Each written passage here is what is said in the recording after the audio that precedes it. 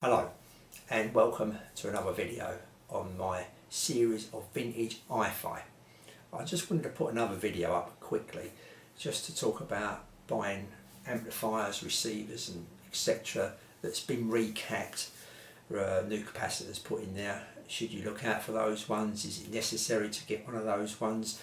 Just my thoughts, and I've spoken to a couple of other people that kind of know quite a bit about capacitors and stuff like that, electronics, that have also like cross-reference with, and between us it's just my fault. I'm not saying we're all right, we could be vastly wrong, but you know, there's 3 or 4 of us here that's kind of got the same kind of consensus on this.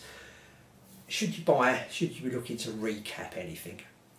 Now I've got a video up where I recapped some Celestial Ditton 15 speakers, and to be honest with you, that was really put up just to get another video up on the channel, and I wasn't too bothered because there was a cheap set of speakers and it wasn't going to do any harm recapping them anyway.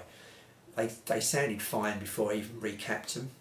I've kept the old capacitors, so, oh pardon me, there'd be no problem whipping them back in at any stage. So buying recaps off of eBay or anywhere else, you're going to pay a premium for that. You're going to pay over the, you know, I'm not saying over the top, but over the top of the basic price. Say for instance this amp here on eBay would be £50.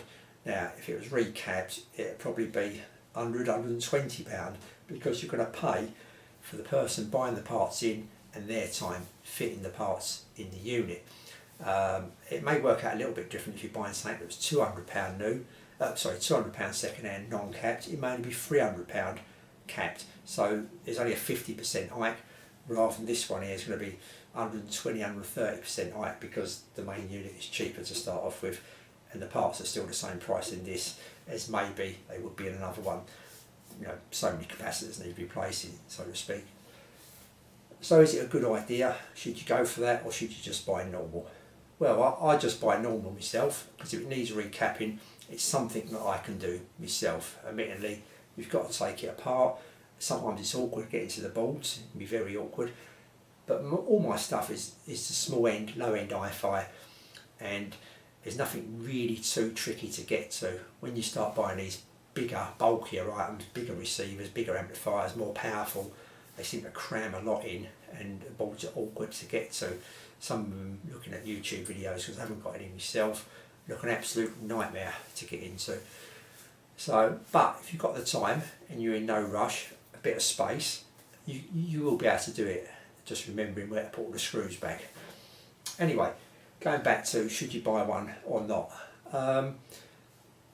it's your choice, I suppose. What I would say is that if you buy one that isn't recapped, you're going to get it cheaper. So when it conks out or something goes wrong, you've got 2 options. You could go to a little service place, which are about, and get it reserviced, recapped at a cost, or you could sell it back on eBay or wherever as a faulty item not working. You will get some money back. You may get 30, 40, 50% of your outlay back, and with that you can look around and get another one exactly the same model, put the money towards that. Or you could buy one that's already been redone. That will give you peace of mind that it's been redone and should last you a good few years. What I would look out for though is these caps mainly go in the power supply. They can go in the tone and wherever, because obviously they only last so long. A few years ago there was a lot of faulty capacitors going around that was in these LCD TVs, just literally as they was coming out, the LCD TVs, that kind of time, there was a lot of faulty capacitors going around, and they only lasted a couple of years, these capacitors, if that, some of them. So people were turning the telly on, a lot of capacitors going in the power supply, that's where it was all going. And some in other parts of the circuit, you'll get TVs with no sound and stuff like that, where the capacitor's gone in the soundboard or maybe the power supply for the soundboard. So I've spoken to a couple of people that are into electronics and that, and they do say that, and I've got the same feeling myself, and I should imagine quite a lot of them, the main ones do go in the power supply. This is the capacitors that are taking the grunt. They're being hard work, these capacitors, on and off, on and off. As soon as you turn it on, there's a sudden surge, because they're like batteries, a sudden surge to get them capacitors charged to the full, and they're being worked during the circuit, the alternating current and whatsoever. keeping it nice and smooth. They're being worked hard. So what I would say is if you see one that's been recapped in the power supply only, that's not going to cost you much more, probably another £20 on top of what it normally is, and that's not a bad investment there. That's not a bad £20 spent, because you know the power supply is all done for you. But it's not a hard task yourself. If the power supply did go, you can quite easily whip it open. There's usually only about 3 capacitors used in the power supply on a normal kind of amp that would need replacing. There could be 2, there could be 4, but yeah, or could be more, but yeah, it's usually about 3ish that need replacing. You can find what ones they are, and they're usually fairly easy to get to and easy to get hold of. What I would look out for though is these people that are advertising these with the capacitor, then they're saying they put a higher capacitor in there for you. And when they mean higher, say for instance off the top of my head you've got a 2200 microfarad capacitor, just for one of them for instance in the power supply. They say they've upgraded that for you to a 3300 or 4700 microfarad capacitor.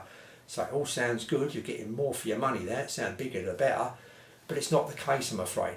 That capacitor is actually going to draw more current. As you turn the amp on, it's going to draw more current, and now it's going to put stress on the transformer coil and also your rectifiers in your amplifier, and it's not the way it was meant to be. So if they say they've upgraded the power supply capacitors, or any capacitors come to that, you don't want it upgraded, you just want them replaced to the original ones. So if it's a 2200, you want a 2200 put back in there.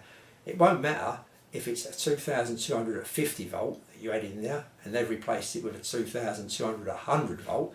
That just means it can work at an higher voltage, so there's no problem there. But the problem is if they upgrade it from, like I say, especially if they jump from 2200 to 4700, it will put more strain on your transformer and your rectifier diodes. So I'll stay clear of that, to be honest with you, because it's going to be alright for the time being, a few on and offs, but it's like I say, it's putting that strain and it could go any time. So especially with the transformer coil being quite old, they start getting a little bit on the brittle side. So you want to just stay clear of that. In fact, more up-to-date transformers, 90s, that kind of area, I'm not too sure it goes up to present day. I've actually got a fuse built in the transformer, and a lot of these equipments where they're dead, they say they're not working, and you put a new fuse in the back and it still don't work. A lot of the transformers, it's quite common there, the transformers fuse inside the transformers, a little fuse in the transformer wound around the coil that goes. And there is 2 ways of doing that. You can unwind it and replace the fuse, or short out the fuse and carry on, or usually there's 2 terminals which you can short out, thus bypassing the fuse. But they're in the new, I haven't seen any in these that I've got myself. I've got quite a few now. I'm not saying they're not, but I haven't seen any like that in these. Right, so that's it. Yeah, really, that's just my thoughts. Like the decision's yours, and obviously you're paying the money. For me, it's not a great deal if the capacitors go or need replacing, or a transistor come to that if that gets a bit noisy. I can do it myself. They're all fairly straightforward to get to and easy enough to get hold of, so that would be no problem. So I've been generally buying amps that haven't been recapped or serviced or anything. It's no problem really for me. But for yourself, you may think, well, I'm spending this kind of money, I want it to last. But I think that I'd buy one if I was you, maybe. Say you buy one £150 and it went wrong a year's time or 6 months' time, you can always try and find a little electrical shop to repair it. May cost you £100 to replace, or £80 or something for a few caps or whatever. Or you could sell it as faulty, non-working, and you'll probably get nearly half your money back. They seem to kind of go that kind of average, 40% of your money back, which you could then go and buy another one to replace the one that's just broken. So just a little thought. The main bit about this really is people on eBay and places like that servicing these, but putting the wrong parts in there capacitor wise. They're not replacing them part for part. They're saying they've upgraded, which all sounds fine, but it isn't really the way to go. The company put them in there for a reason. That's how it was built. And you will get people saying that they put in a lower one because a bigger one was dearer, so they put a lower one in.